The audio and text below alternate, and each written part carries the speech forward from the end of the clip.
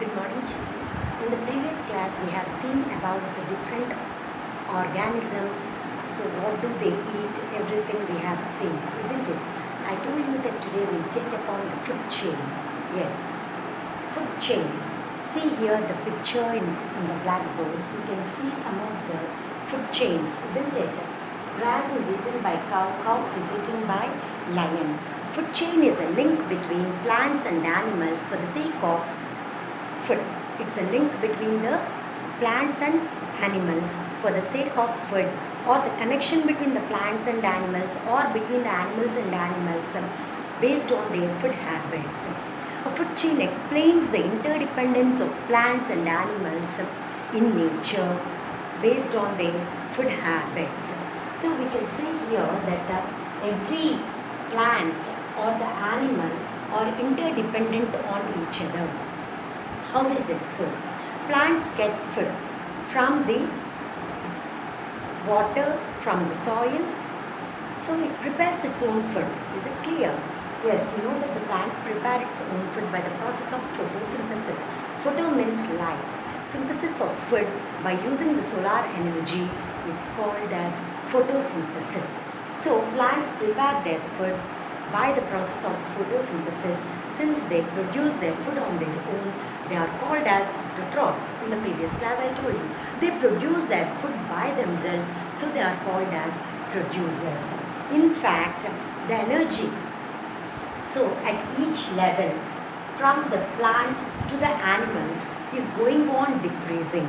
So the solar energy that is being used up by the plants to some extent, and when the higher organisms which depend on the lower organisms take the food from them, some of the energy is being decreased. Is it clear, children? So here the food that is prepared by the plants is taken by the animals. So here it is a herbivore, grasshopper is a herbivore, it is taken by the carnivores. So always the food chain starts with the producer and ends in carnivores. If you want to speak about the food chain, you have to say the link between the plants and animals for the sake of food is called food chain. A food chain always explains the interdependence of plants and animals for food. It's a connection between the plants and animals, or animals and animals based on their food habits. Is it clear, children?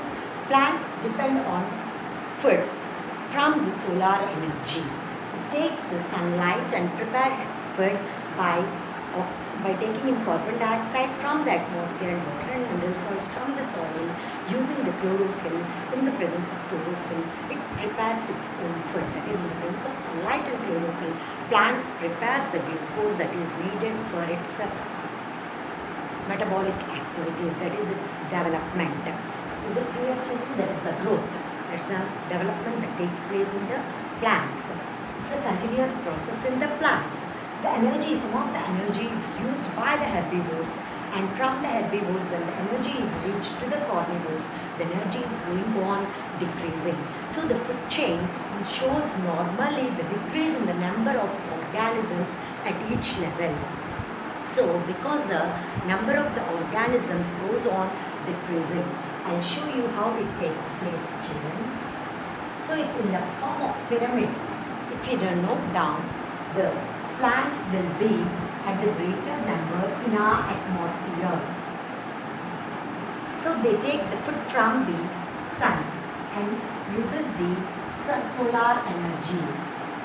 Uses the solar energy for the preparation of food. So from the plants, it's reached to the herbivores. That is, the animals which depend on only plants for their food. Only plants for their food. Is it clear, children? So they are called as primary consumers. Herbivores are primary consumers. From the herbivores, the energy reaches to the carnivores. The carnivores here are secondary consumers. Lower carnivores. They are called as secondary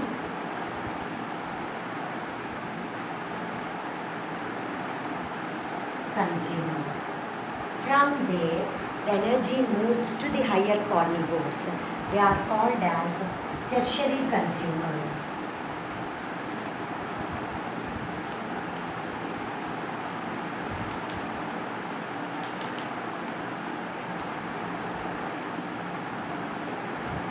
So while moving the energy from the producers to the carnivores. So here they are called as producers. Plants are called as producers. They use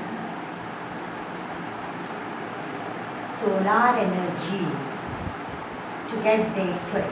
Whereas the other animals depend either on plants or on other animals for their food. So here the energy levels are going on decreasing. So when the energy is decreasing here, the number of organisms also decreases when you go to the higher level. So that the food chain explains about the flow of energy from one level to the other level here. So several food chains form a food web.